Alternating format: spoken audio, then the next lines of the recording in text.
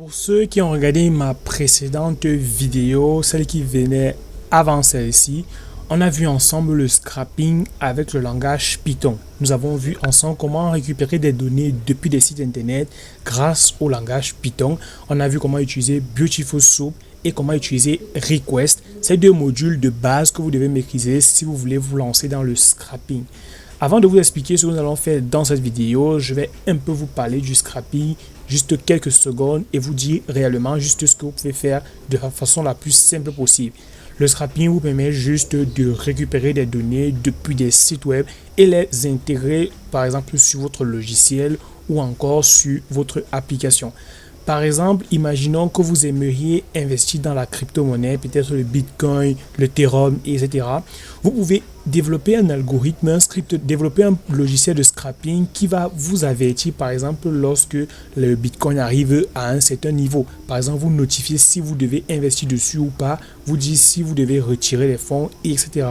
Le scrapping est utilisé par plusieurs outils dans le monde de la tech, plusieurs logiciels, plusieurs applications, bien évidemment le géant ChatGPT de OpenAI. Donc, je ne vais pas trop m'attarder là-dessus. Je vais directement vous montrer le logiciel que nous allons réaliser dans cette vidéo. Pour cette vidéo, nous allons créer un logiciel de scrapping. Le logiciel aura la possibilité de récupérer des images depuis des sites web. Nous allons donc développer ce logiciel de scrapping, un scrappeur d'images de sites. On va entrer l'URL d'un site dans cette barre de recherche et le logiciel va aller sur internet, naviguer sur ce dernier, récupérer les noms de chaque image qu'il a retrouvé sur la page et nous les afficher à ce niveau-ci. Avant qu'on se lance dans le code en lui-même, si ce genre de vidéo vous plaît, n'hésitez pas à me mettre un j'aime et à vous abonner à la chaîne avec toutes les notifications. Ça m'aide beaucoup et ça m'encourage pour la suite. Ceci étant dit, je vais tester là tout de suite. Je vais entrer l'URL d'un site que nous allons scraper. Donc, je vais commencer par entrer le lien de mon portfolio. Il faudrait d'abord mettre le HTTPS dans le protocole de sécurité devant. Donc, je vais mettre HTTPS 2.2/ et je vais mettre ici Ralph developer.page.dev comme ça. Et je vais ensuite cliquer ici sur lancer le scan. Il faudra être connecté à internet parce que c'est comme ça que le scrapping fonctionne en fait. Donc je clique sur lancer le scan et il récupère toutes les images. Donc voilà, vous pouvez voir ça. Si vous copiez le lien d'une image comme ça et que vous entrez ça dans le navigateur, ça va ouvrir justement cette image, l'image qui correspond. Maintenant, on va scraper le site de Graven pour son salon qui s'appelle la Synconf. Donc j'entre l'URL ici, comme ça, et je clique sur lancer le scan. Alors là, vous voyez qu'il indique qu'il y a une erreur, il n'a rien trouvé. C'est tout simplement parce que nous avons ici le /index.html. Donc je vais supprimer comme ça pour être sur le site d'origine. Je vais ensuite recliquer sur lancer le scan. Ça affiche recherche en cours et ça va nous afficher toutes les images. Voilà, vous voyez que nous avons toutes les images qu'il y a sur le site là. Maintenant, le souci, c'est que ce genre de logiciel-ci que nous allons concevoir dans cette vidéo est très faible. Il n'est pas puissant parce que entre les captcha, les blocages d'adresse IP ou d'autres protections, certains sites vont tout faire pour ralentir ou bloquer ce genre de logiciel. Je vous offre une formation complète sur le scrapping. Vous aurez le lien dans la description pour la suite dans laquelle je vais vous montrer pas à pas comment vous pouvez faire pour développer un logiciel qui va avoir la possibilité de contourner les sites que vous aimeriez scraper qui ont une protection trop avancée. Si vous êtes donc prêt, on s'y lance. La première des choses que vous allez devoir faire, ça va être d'installer Custom Tkinter. Il s'agit tout simplement d'un module qui vous permettra tout simplement de créer l'interface graphique du logiciel. Le deuxième module qu'on va installer va être un request. C'est lui qui va nous permettre d'interroger le serveur pour lui demander de nous envoyer du code ou encore de nous envoyer du code en fait que nous allons analyser. Maintenant, lorsqu'il va nous envoyer du code, on va utiliser Beautiful Soup pour pouvoir l'analyser et pour le parser. Ensuite, on va utiliser la bibliothèque URL Join. Donc, tout d'abord, pour les installer, rien de très compliqué. Vous allez voir tout en bas de votre IDE dans Terminal. Vous allez taper cette commande. La première va être pip install custom tkinter. Comme ça, vous allez taper cette commande et vous allez appuyer sur Entrée et ça va l'installer. Je n'ai pas créé d'environnement virtuel, donc ceci, moi je vais juste fermer parce que je n'ai pas besoin d'un environnement virtuel car tout est installé sur mon PC. ce sont les simples bibliothèques de base que moi j'ai installées sur mon PC. Mais si vous voulez créer ce logiciel, que vous allez ensuite peut-être le commercialiser ou encore l'envoyer à quelqu'un d'autre, je vous recommanderais de créer un environnement virtuel et d'y installer toutes les dépendances. J'ai déjà fait une vidéo là-dessus sur comment créer un environnement virtuel, installer les dépendances et développer un logiciel qu'on va ensuite publié. Dans le lien, vous aurez le lien en fait dans la description. Et si toutefois vous avez un problème sur cette étape, n'hésitez pas à signaler en commentaire et nous verrons comment résoudre cela. La deuxième chose qu'on va faire, ça va être d'installer le module request. Pour l'installer, rien de très compliqué. Vous allez taper la commande pip install request. Request avec un S à la fin, de l'appuyer sur entrée et ça va installer ce module. Ensuite, vous allez taper la commande pip install. Donc pip install. On va installer Beautiful Soup, donc on va taper Beautiful Soup comme ça, Beautiful Soup, et là l'appuyer sur entrée et ça va installer ce module là. Moi j'ai déjà installé ces différents modules, c'est pour ça que sur mon ordinateur ça affiche requirement et tout ça, et tout ce charabia qui s'affiche là. Donc moi j'ai déjà tout installé, c'est pour ça que j'ai pas de souci. Je vais maintenant nettoyer mon terminal et je peux commencer à écrire le code en lui-même. La première chose que nous allons devoir faire, vu qu'on a déjà glissé le dossier du projet dans Visual Studio Code, je vais créer un tout nouveau fichier qui va contenir le code en lui-même de mon logiciel. Moi, je vais l'appeler main.py, comme ça, donc main.py, et je vais appuyer sur Entrée, et j'ai créé ce fichier-là. Je vais maintenant zoomer pour que vous puissiez bien voir dans le code, et je peux réduire mon terminal. La première chose, ça va être d'importer les modules que nous avons installés. Tout d'abord, le premier, c'est Custom Tkinter. Donc, on va faire un import Custom Tkinter, comme ça. Un tout petit peu plus bas, j'importe request. Donc, je vais juste faire ici un import request, tout simplement. Et ici, je vais faire un from. Je vais importer Beautiful Soup card from BS4 import Beautiful Soup.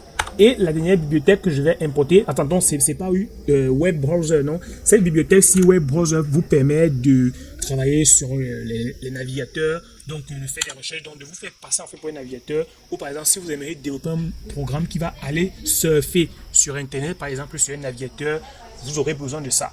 Donc par exemple lorsque nous allons voir Selenium, nous allons parler de web browser. En attendant, on va juste faire ici un from UL, donc from URL libre comme ça, et je vais mettre ici un point parseur, donc point parseur. Uppace, donc comme ça, donc or, ça c'est la génération par l'IA. Ici, je vais plutôt mettre URL join, tout simplement. Maintenant, je vais devoir configurer d'abord l'application, mais je vais tout mettre dans une classe. Donc, je vais créer une classe app qui va tout simplement prendre en paramètre custom tkinter.ctk. Donc, .ct, on va y arriver. .ctk, comme ça. Et là, je vais mettre deux points. Et je viens un tout petit peu plus bas. Maintenant, ici, on va mettre notre application principale. C'est elle qui va gérer la fenêtre et les différentes interactions. Donc, pour cela, je vais créer une fonction underscore init, comme ça. Donc, je vais mettre ici un courrier init. Et je vais mettre encore underscore, entre parenthèses, je lui passe en paramètre le self. On a déjà vu les fonctions avec Python. Donc, ici, je vais mettre un super pour initialiser la fenêtre principale. Donc, je vais mettre ici super et je vais rien mettre en paramètre point underscore init comme ça, et je vais mettre juste entre parenthèses comme ça. Maintenant ici, on va donner un titre et une taille à notre fenêtre. Donc pour cela, je récupère le self.title. Donc vous allez mettre comme ça, self.title, et ici, on va tout simplement mettre le nom de notre logiciel. Par exemple, moi, je vais l'appeler, comme tout à l'heure, vous avez vu, c'était, je pense bien que c'était Scrapper d'image. Donc, c'est le nom que je vais donner au logiciel. Donc, Scrapper d'image. Il aura eu la possibilité d'aller sur les sites et récupérer les images. Ensuite, je vais faire ici un self-géométrie, self.géométrie. Cette fonction, ce qui va nous permettre tout simplement de créer en fait la taille de notre logiciel. Donc vous allez mettre la taille de votre choix. Moi, vu que j'aimerais recréer uniquement ce que je vous ai montré là, je vais faire ici un coup de 800 par 600. Donc ça va me permettre d'avoir les tailles exactes en fait. Maintenant, ici un tout petit peu plus bas, je vais devoir créer les éléments de l'interface graphique, les widgets. C'est l'occasion pour vous de comprendre en fait ce que c'est les widgets avec le langage Python. Vous voyez les widgets un peu comme des boîtes dans lesquelles on peut granger des choses, des boîtes qu'on peut déposer. Pour ceux qui ont déjà fait de la programmation avec Flutter, vous savez très bien que Flutter, c'est un langage de programmation qui fonctionne un peu comme les poupées russes. Ça veut tout simplement dire que vous pouvez avoir un composant qui peut ranger d'autres composants, dans lesquels on peut mettre d'autres composants, et etc. En Python, avec les widgets, c'est un peu le même principe, donc avec les widgets. Et vous aurez l'occasion de voir cela dans cette vidéo. Alors, donc, comme je le disais, vous allez avoir cette occasion de voir les widgets, comment fonctionnent les widgets avec le langage Python. Donc, nous allons créer maintenant dans les interfaces. La première chose, ça va être de créer un cadre pour organiser les éléments du haut, donc la barre de recherche, celle dans laquelle les utilisateurs vont devoir saisir l'URL du site qu'ils aimeraient scraper. Donc, pour cela, je vais venir un tout petit peu plus bas et je vais faire ici un self.top frame, top underscore frame, tout simplement. Et je vais mettre ici égal à customtkinter.ctk frame. Comme ça, voilà. Maintenant, on passe ici en paramètre le self. Je vais maintenant un tout petit peu plus bas. Je vais faire ici un self.top underscore frame, comme ça. Et je vais ici impacter cela en faisant un point pack ici et je vais donner les différentes dimensions, dans les différentes positions. On va avoir un pad Y de 20, un pad X de 60, fil va être égal à X. Donc ici, ça pourrait être pas très bien, donc je pense que ce serait mieux de mettre ici au pad Y, on va mettre 10 et ici, on va mettre à 20, ce serait mieux. Ce serait vraiment mieux que ce soit comme ça. Maintenant, on va créer une zone de texte où l'utilisateur va devoir coller l'URL. Donc, pour ce faire, c'est très simple, rien de très compliqué. On fait ici un self.url underscore entry. Donc, l'utilisateur va entrer l'URL ici. Maintenant, on va récupérer tout simplement le custom tkinter. Donc, ici, je vais faire un coup de custom tkinter.ctk entry. Comme ça. On va y arriver. CTK entry et je passe en paramètre. Je vais mettre un self point comme ça. Donc je vais mettre là. OK. Et ici, lorsque le code commence à devenir un peu très long comme ça, ce que vous pouvez faire, ce que vous pouvez venir mettre une virgule ici et vous retrouvez, vous appuyez ensuite sur la touche entrée, vous allez aller un tout petit peu plus bas. Mais je vais rester sur la bonne base. Donc je vais rester sur à ce niveau-là. Alors ici, au niveau du placeholder. Le placeholder, c'est le texte transparent que vous pouvez souvent voir sur une application ou sur un logiciel. Le texte, et lorsqu'on veut commencer à saisir, ce dernier disparaît. Donc moi, je vais retirer le texte ici et je vais tout simplement dire coller votre URL ici, tout simplement. Et je vais mettre quelques points de suspension comme ça. Et là, je vais donner une taille à ce widget-ci. Donc je vais mettre ici une virgule, pardon, et je vais faire là un widget et je vais lui donner tout simplement une taille de 500 au lieu de 600 comme par exemple ça peut décider comme ça. Et là, je vais venir maintenant un tout petit peu plus bas et je vais tout simplement ici impacter cela en faisant ici un self.url entry et j'impacte tout ça. Donc le souci ici c'est qu'il va falloir modifier un peu quelques données. Donc, après le self, lorsqu'on met une virgule et qu'on met le pad X ici, on va lui mettre des parenthèses comme ça. Et je vais mettre ici 10, et 5. Ensuite, au niveau du pad Y, je vais laisser à 10 et je vais afficher tout. Je vais faire ici un expand trop, tout simplement. Je supprime ensuite le texte C. Voilà, je n'en ai pas besoin. Ensuite, je vais devoir créer le bouton pour lancer la recherche. Donc, il faudrait qu'il y ait le bouton que après les utilisateurs vont devoir cliquer dessus pour lancer une recherche. Vous voyez que là, automatiquement, l'IA détecte déjà ce sur quoi je travaille et c'est pour ça que ça propose aussi du code. Mais je préfère toujours me baser sur mon propre code parce que je vous assure que des fois, coder juste avec l'IA comme ça, vous allez vous retrouver avec des bugs qui n'ont même aucun sens. Voilà, je vais faire un self.scrapper bouton underscore bouton va être égal à un coup de custom tkinter.ctk bouton. Donc là, j'utilise le ctk bouton pour créer un bouton. Je lui passe en paramètre le self.top underscore frame. Alors pourquoi est-ce que je passe ceci en paramètre? Le self.top là. Eh bien, je vous ai dit que custom tkinter, en fait, ça permet de créer des interfaces graphiques. Donc, on va devoir créer des widgets. Et je vous ai dit que les widgets, c'est un peu comme les poupées russes. Donc, ça veut dire quoi? Il y a une boîte qu'on va devoir ranger des choses à l'intérieur. je passe en paramètre le self, je mets en paramètre pardon, self.top underscore frame parce que j'aimerais que ce bouton-ci soit rangé dans la frame que j'ai créée. La top underscore frame, vous voyez ça comme la grande boîte qui va contenir toute notre application. Donc tous les widgets qu'on va devoir créer, on va les injecter dans cette dernière. Vous voyez ça comme un grand coffre dans lequel on va mettre toute notre application. Ici, je vais mettre texte au lieu de mettre scraper. Je vais tout simplement dire lancer le scan. Donc, parce que ça va scanner le site pour d'abord voir s'il y a des images dessus. Lancer le scan. OK. Alors, je vais mettre ici commande peut-être égale à self.scrap underscore image. Alors, je vais retirer image et je vais plutôt mettre website parce que c'est plus simple. Hein.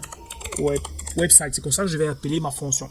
Donc, alors, je vais créer une fonction. Donc, parce que ici, là où vous voyez, c'est écrit commande. On va utiliser cette commande pour appeler la fonction que nous allons créer tout à l'heure. Donc, je vais venir un tout petit peu plus bas et je vais impacter tout cela. Donc, le bouton, je l'impacte ici. Je vais mettre un side est égal à left. Ça va être pour sa position. Maintenant, le pad X qui va être 10 par 5 par 10 et le pad Y qui va être 10, tout simplement. Maintenant, je vais créer un cadre déroulant pour afficher les résultats, donc les liens des images par exemple.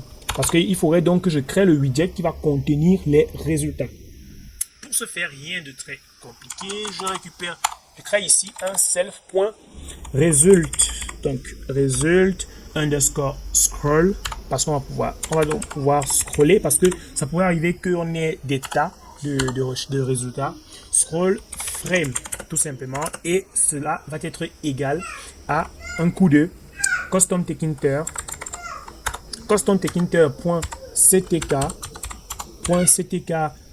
scroll lab frame, et ici comme ça, voilà. Et je passe en paramètre le self. Je vais mettre ici un width donc de 780 et un height de 500. Mais vous savez quoi, je pense que ce serait mieux de retirer. Ce serait vraiment mieux. Le top du top serait d'abord de retirer ça et de voir cela un peu plus tard. Donc je vais maintenant venir un tout petit peu plus bas, comme ça, et je vais impacter tout cela. Donc ici, comme ça.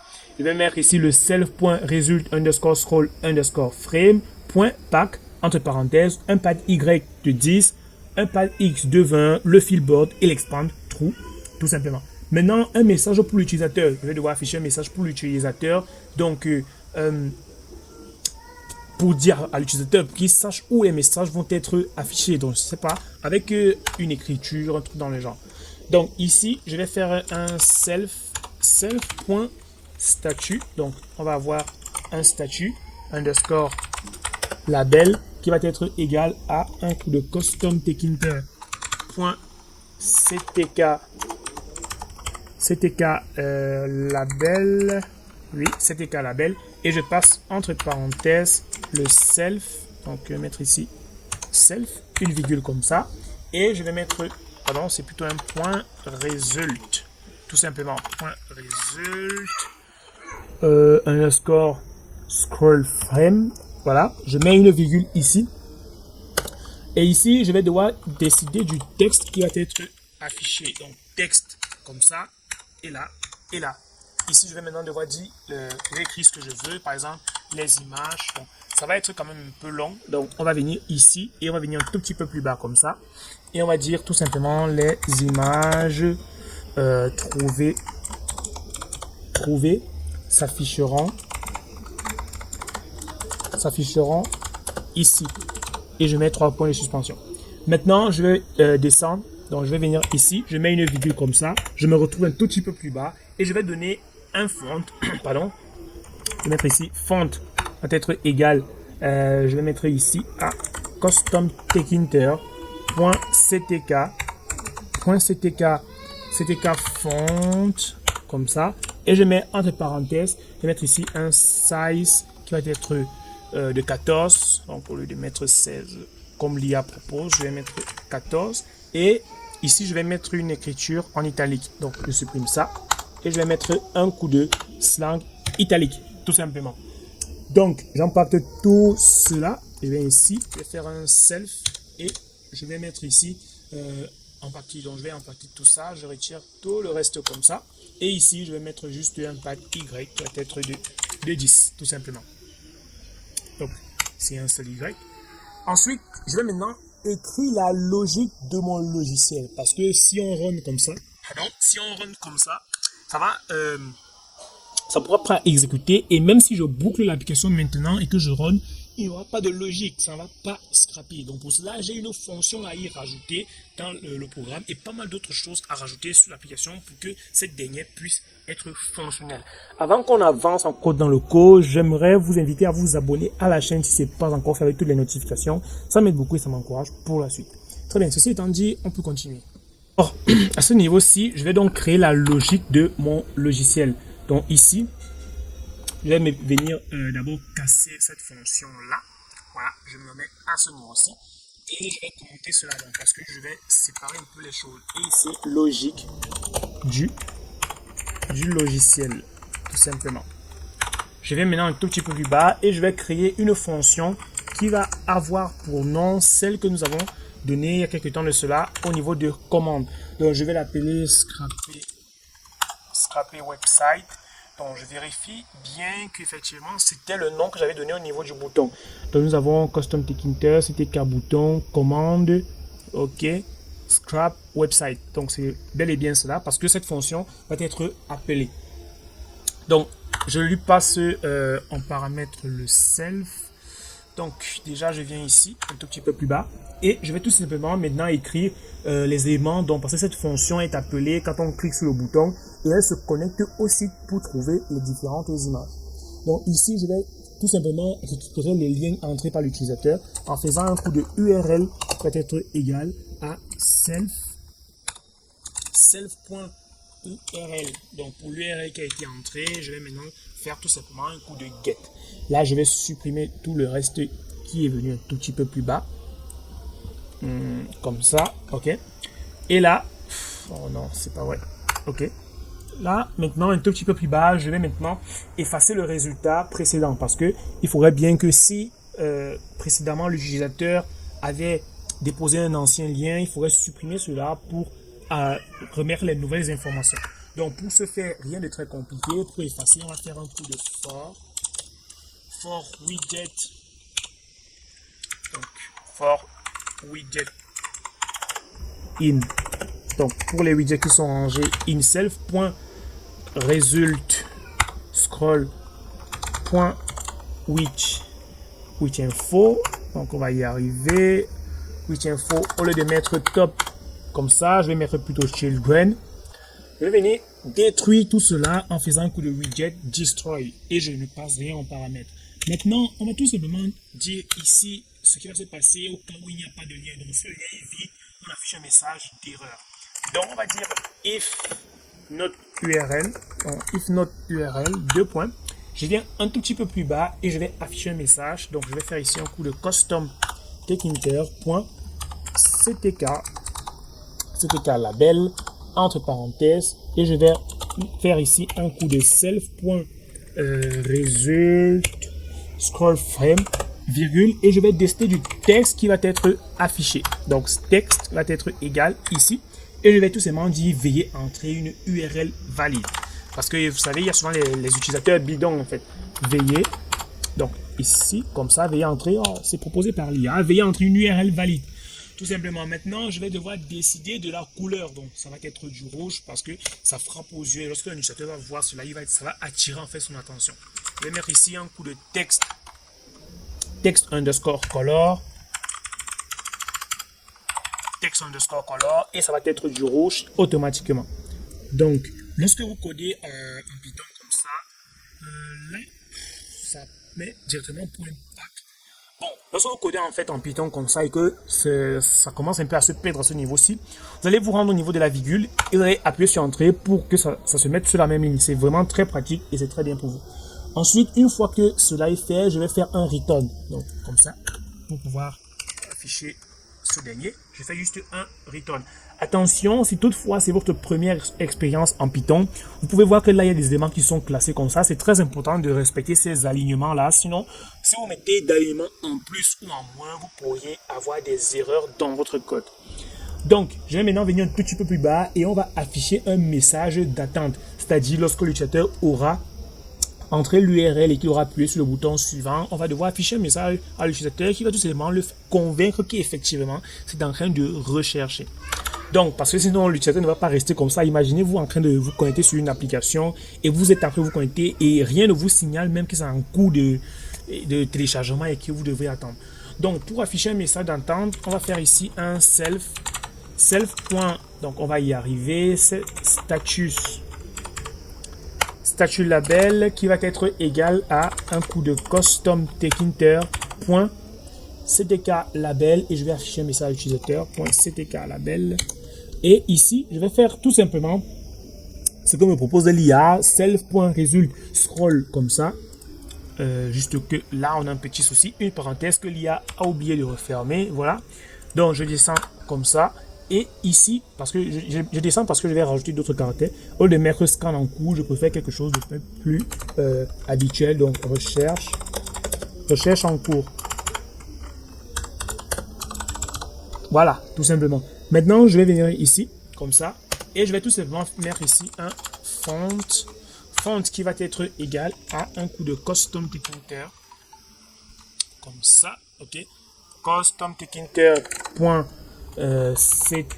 .ctk font, et ici, va être entre parenthèses, je vais mettre un size de 14, une virgule et un slam italique. Tout simplement. Donc, je vais mettre là italique comme ça. Et voilà, tout fonctionne parfaitement. Je me rends maintenant un tout petit peu plus bas. Ici, ok. Et je viens maintenant ici. Et je vais tout simplement maintenant faire... je vais impacter cela juste en faisant un coup de self.statut underscore label.pack avec un pack Y de 10. Et je vais mettre à jour l'affichage immédiatement en faisant juste un coup de self.update underscore idle task, tout simplement. Comme ça, ça va me permettre de faire juste une mise à jour. Maintenant, je vais essayer de demander au serveur la page web et vérifier si la requête a réussi. Voici où les parties les plus intéressantes commencent un tout petit peu. Pour cela, je vais faire ici un try, je vais essayer et je vais demander cela. Je vais faire tout simplement un coup de response. Va être égal à response, va être égal ici à request.get entre parenthèses et je vais vérifier avec l'URL. Je vais mettre ici une virgule timeout de 10 tout simplement. Je suppose que vous comprenez déjà de quoi est-ce qu'il s'agit. On aura un temps de réponse. Et ici un tout petit peu plus bas, je vais faire un coup de response.rise for statut pour vérifier si la requête a réussi. Alors là, j'ai corrigé le bug, qu'on avait oublié une virgule et j'ai remodifié d'autres trucs. Vous aurez le code source dans la description. Donc, je vais cliquer ici sur Run pour lancer le logiciel.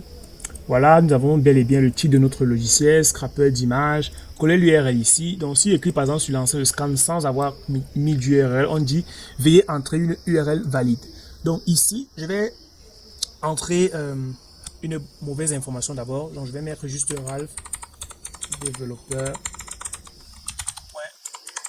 page.dev et je vais cliquer sur lancer le scanner. Vous pouvez voir maintenant que ça affiche cette erreur-ci où on demande tout simplement de rajouter le protocole de sécurité devant. Donc je viens ici, je viens https :// comme ça et clique sur lancer le scan. Ça nous dit recherche en cours. Une erreur inattendue est survenue et voilà ce qui se passe. Donc sûrement c'est ma connexion internet. Donc on dit float https ://raldeveloper.page.dev. Donc je vous recommande de bien vérifier vos connexions internet. Je reviens, je vais vérifier la mienne. Alors, le problème ne venait pas de la connexion internet, ça venait du code. On avait raté un petit truc. Donc j'ai rajouté d'abord ceci. Donc j'ai importé ce module-ci et j'ai fait un ajustement dans le code. Ça nous permettait d'avoir un résultat de bug dans le code quand on avait une erreur. Et voici les erreurs qu'on avait. Maintenant, j'ai corrigé cela. Donc, j'ai demandé à un copilote juste ici qui m'analyse un peu le code et c'est là qu'il est tombé sur cette erreur-ci et qui m'a recommandé de rajouter ce module-ci et de faire ce que j'ai fait. Donc, je vais cliquer maintenant sur Run et tout devrait bien marcher maintenant. Je vais ensuite coller l'URL. Ah non, ça c'était une erreur. Je vais ensuite coller dans l'URL on va mettre https://developer.page.dev comme ça. Et je clique sur lancer le scan. J'ai mal écrit ça. https comme ça. Lancer le scan, recherche en cours. Et voilà, on peut voir que le logiciel fonctionne parfaitement. Ça nous affiche bel et bien tout ce que nous aimerions rechercher. Donc voilà le logiciel de scrapping. Félicitations à vous. Vous avez réussi à réaliser votre propre logiciel de scrapping. Vous aurez le code source complet du logiciel dans la description. Si ça vous plaît bien, je vous recommande beaucoup de vous exercer sur le scrapping. Et voilà. Donc à très bientôt.